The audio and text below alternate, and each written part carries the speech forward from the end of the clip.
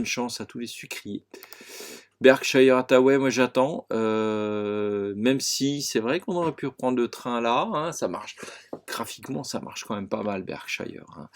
Vous voyez qu'ici, on s'est bien posé calmement sur le support, vraiment très bien fait. Hein, voilà. J'ai pas de tendance, hein, c'est pour ça que j'y vais pas. La Chine a bien performé cette semaine. Vous voyez, la Chine, là, quand ça va pas en Europe et aux États-Unis, on vient sur l'Asie. Et là, qu'est-ce qu'on constate? C'est que notre fonds JP Morgan China Grow a bien marché cette semaine. Je m'inquiète pour certains qui sont cotés sur Londres en livres. Donc, on peut avoir des effets de variation de change. Pour l'instant, j'ai noté que c'était pas énorme, mais à voir comment ça se comporte dans le temps. Si la livre monte et qu'on est à l'achat, évidemment, ce serait bon pour nous, on multiplierait les choses, ce qui, à contrario, si la livre devait baisser, nous pénaliserait. Donc à surveiller quand même cet effet de change. Après, je sais qu'il y en a qui ont du JP Morgan China coté sur d'autres places, donc là, vous rapportez à la place. La meilleure des solutions étant d'être coté en euros. Japan plat, mais plat correct. Moi j'attends un petit réveil là sur le Japan. Hein. Donc voilà. On va, puisqu'on parle des fonds Asie, on en a 3 en watchlist. Dont j'avais parlé aux abonnés mail, donc ceux qui s'abonnent au mail, donc qui s'inscrivent sur le site Etidia et qui se mettent dans la newsletter, ont ces infos en premier. Hein. J'ai été très clair là-dessus. Les premiers à qui je parle, ce sont les abonnés Etidia. J'en parle éventuellement sur Twitter et en fin de semaine sur YouTube, le magazine Tendance. Bon, Shine Etsu Chemical.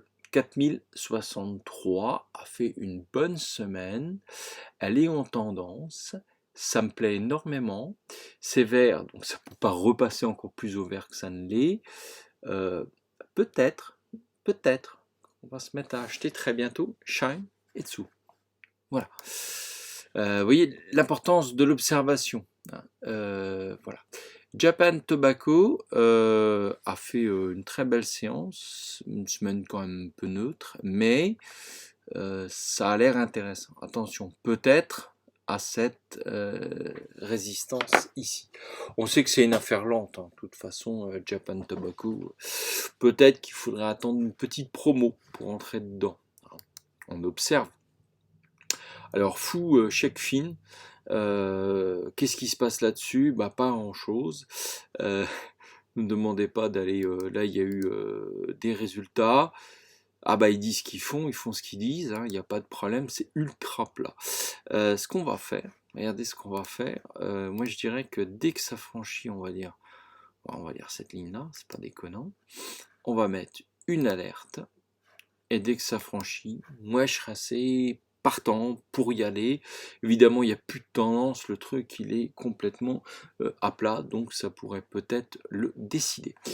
Voilà, j'en ai terminé avec les portefeuilles problèmes. Vous voyez que ça se construit tout doucement, donc au fur et à mesure du temps, on va avoir, donc je vous rappelle que chaque portefeuille aura maximum 10 positions, qui nous fait quand même beaucoup. Ce sera vraiment un maximum parce que on va tourner raisonnablement, on va dire plutôt autour de 5 positions.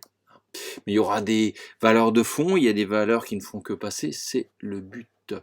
De quoi je peux vous parler encore? Trading, dont on n'aurait pas encore parlé. J'ai pris un petit trade baissier sur BIC, mais je suis déjà en train de mettre fin à la position parce que dans l'esprit de couverture de lundi, je m'étais dit je vais prendre ça donne pas grand chose, le profil ici haussier, je pensais qu'on allait casser, c'est une très mauvaise idée. Quantum Genomics, eh bien, il serait temps qu'elle se réveille. On attend un réveil là-dessus. On est allé chatouiller des supports ici. Moi, j'attends un réveil de la valeur. On n'a plus de tendance, hein, ça crève. Donc, il faudrait vraiment que ça se réveille. Moi, je pense que la dernière séance là était quand même vachement bonne. Celle d'avant, plus 6% quand même. Hein, donc, il y a matière de faire. Total, ferait bien de se réveiller aussi, hein, parce que là, on dort. clairement, on dort sur Total. Là, maintenant, il y a besoin de franchir les choses. Peut-être que le pétrole va nous permettre de franchir cette fameuse résistance. Faut qu'on y aille, là. Allez, on y va. Eramet, qui n'est pas une pétrolière, hein, à bon entendeur, je sais bien.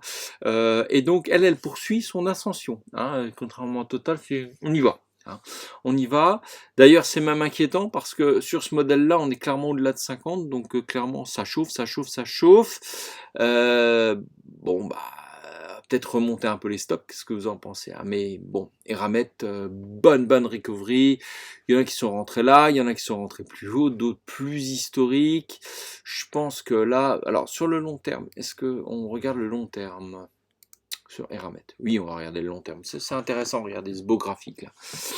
Bon, qu'est-ce qu'on peut dire sur Eramet? Moi, je vois déjà un truc. Hein. Regardez, on vient de se mettre en vert, ne serait-ce que sur le système de Bollinger depuis 2 ans. Donc Eramet, c'est quand même pas mal. Là, certes, on va peut-être avoir du mal à franchir ça, mais quand même, regardez tout ça. Là, je vois en plus toute cette oblique-là qui a été explosée. Hein. Explosée, mais pas on essaye, on voit ce que ça donne, mais clairement explosée. Si on met le truc plus haut, ben on peut le mettre plus haut, c'est pareil.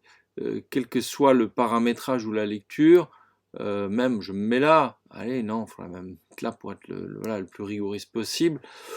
Bon, bah, clairement, on est sorti sur le truc. Qu'est-ce qui peut se passer maintenant? On peut avoir un pullback histoire de venir combler le gap. Ce serait même vachement ça. Hein. Moi, je panique pas hein, s'il vient combler le gap. Donc, ceux qui ont fait du court terme ici, prenez votre blé, c'est le moment. Vous mettez un stop suiveur et puis s'il y a un coup de calgon, bah, vous êtes couvert tout simplement. Hein. Voilà. De quoi je vais vous parler Ah oui, alors je ne rentrerai pas peut-être la semaine prochaine plus dans les penny stocks là parce qu'il y a eu quelques coups d'éclat assez fabuleux. Si, allez, je vous parle de la méritante de la semaine. J'ai nommé Safe Orthopédique, c'est le truc. Moi perso, j'étais à bois 80, bon, j'ai pas mis beaucoup dessus, je peux te dire qu'elle crève en enfer. Et un matin, un lapin, boum, explosion. 123%, et puis le lendemain elle recommence 50%, donc là elle nous a fait quand même un moins 25, je suis rassuré, parce que sinon, quand même me demander s'il n'y a pas une anomalie. Clairement, même là je panique pas à la vente, hein, je la laisse pisser, on retourne complètement son truc, je sais pas ce qui s'est passé, c'est ça les pennies, ça n'a pas de rationalité de trading particulière. Moi j'attends quoi? Bah j'attends là, peut-être attendre les 3,7, mais pour l'instant je panique pas, je suis encore en légère baisse, rien de méchant. Parce que j'ai pas mis énorme, donc voilà, ça méritait d'être salué. Il y en a un paquet qui ont fait quand même des petites explosions haussières. Voilà. Des vieilles qui sont sorties, mais on va quand même en faire un peu le suivi. Danone, pour moi, j'étais baissier, je m'en suis sorti en bénéf, mais je note qu'il y a une volonté haussière. J'attends de voir, je la garde à l'œil parce que est-ce qu'on va vraiment être haussier ou pas? Franchement, je me tâte. Voilà. Wood, j'ai dû sortir pour des raisons de cash, j'ai bien fait, ça repart à la hausse, pourquoi pas hein, pourquoi pas, Wood.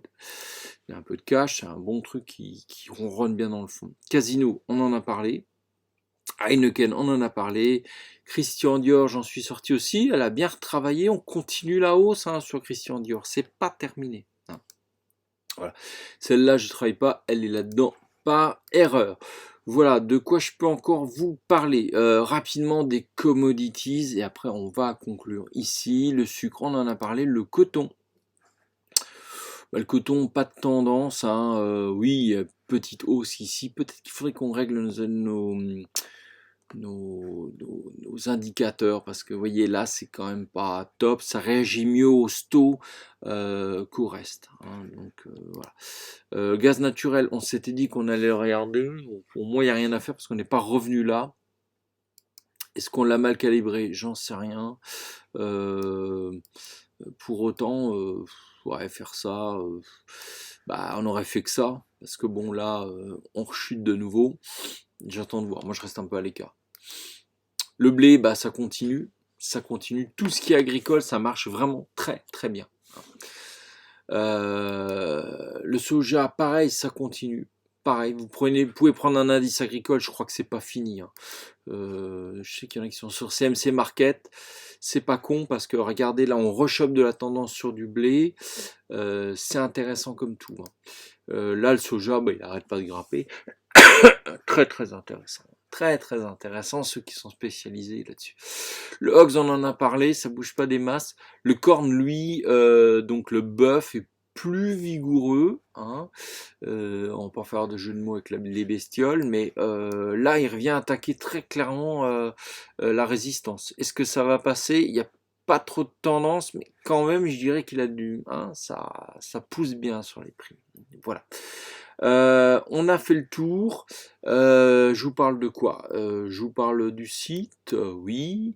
Le site. Alors, le site, on en parlera peut-être, si on va le mettre là, voilà. Le site. Donc Etidia, on n'arrête pas de le développer, hein, donc vous êtes de plus en plus nombreux, merci. Vous pouvez vous inscrire, c'est ici, vous connecter, c'est ici, vous mettre votre mail, c'est ici que ça se passe. Donc les dernières idées, vous les avez ici, qui sont différentes, hein. Les idées portefeuille, c'est pas la même chose non plus, hein. Le suivi n'est pas le même. Je suis en train de mettre en place les systèmes de news, on repart un peu là-dessus, et de suivi YouTube de toutes nos chaînes YouTube. Voilà, pour que vous puissiez retrouver l'ensemble. Donc n'hésitez pas à vous abonner sur le site etidia.com. Alors Twitter, on termine toujours là-dessus. Donc là, je vous passe les idées récentes. Nathanaël, que seraient devenus les 15 milliards en actions American Express de Berkshire Hathaway si Buffett avait mis un stop loss? Buffett, il s'en fout des stop loss, complètement. Et il a bien raison, ça lui a tellement porté chance et donné raison depuis toutes ces années qu'il ne faut pas être obsédé par les stop loss, hein. Ça, c'est un truc, voilà. Alors, le Ripple, ouais, alors, le gros sujet de la twittosphère cette semaine. Donc il y a beaucoup de bagarres là-dessus. Moi je me méfie de ces situations, surtout quand on veut faire du trend following, où il y a d'un côté une frénésie d'achat et tout le monde se réveille sur les cryptos. C'est quand même pas très sain, c'est pas bon signe. Et de l'autre côté, vous avez des attaques de ce type-là, où la justice américaine, dont on sait qu'elle n'est pas forcément très très juste, se met à attaquer, comme par hasard, voilà, une monnaie crypto. C'est pas très bon signe, il faut être très très très prudent. Voilà. Donc, bah, BlackRock qui se met à le blockchain, oui, bah voilà, je pense que tout le monde va s'y intéresser. Le Ripple. On a un accord sur le Brexit, mais vous voyez que tout n'a pas flambé. Tout n'a pas flambé. Glumoo, je vous invite vraiment à le suivre, c'est vraiment sur les arnaques du trading. Donc on n'a pas été épinglé par Glumoo, bah c'est normal parce qu'on n'a rien à vendre. Donc on peut se moquer de nous, je veux bien, on n'a peut-être pas non plus 100 000 followers, mais voilà. Lisez-le, je pense qu'il y a des choses assez intéressantes par Glumoo. L'euphorie qui roule avec la Mercedes de sa maman, ça aussi c'est... Dès que c'est, vous voyez, dès que c'est un petit peu... quand même spécial, hein, c'est hein, il y a quelque chose de louche. Lithium américain, on n'en a pas parlé aujourd'hui, mais je crois que ça a vraiment fait une bonne semaine. Je crois que vous êtes rentrés dans vos sous, vous ne devriez pas vous plaindre pour ceux qui étaient sur Lithium américain. Voilà, très très bonne semaine. Les deux big caps américaines, voilà, ça on en a parlé. Quelques dictons, alors il y a plein de dictons en ce moment, hein, ils sont pas mauvais, je pense qu'il faut les regarder et se faire son idée dessus. La volate, on en a parlé, repasse dans le vert, voilà, forte chute des contrats, bon voilà, le plus grand trader américain débarque à Paris en 2021 aussi, donc pourquoi pas, hein, on va voir ce que ça représente, mais bon, c'est un peu bizarre qu'il vienne à Paris, en tout cas il vient pas à Londres, c'est déjà ça. Voilà, voilà. Eh bien, écoutez, j'en ai terminé cette semaine pour ce Tendance Magazine. Je vous souhaite à toutes et à tous une bonne semaine de trading, de bonnes fêtes encore de fin d'année. Je vous ai pas souhaité un joyeux Noël, mais le cœur y est, bien entendu. Et je pense que nous allons nous retrouver très rapidement début janvier. Il y aura des mails pour les abonnés uniquement et quelques tweeters. Voilà, voilà. Je vous souhaite bon vent et à bientôt. C'était Stan pour le site Etidia.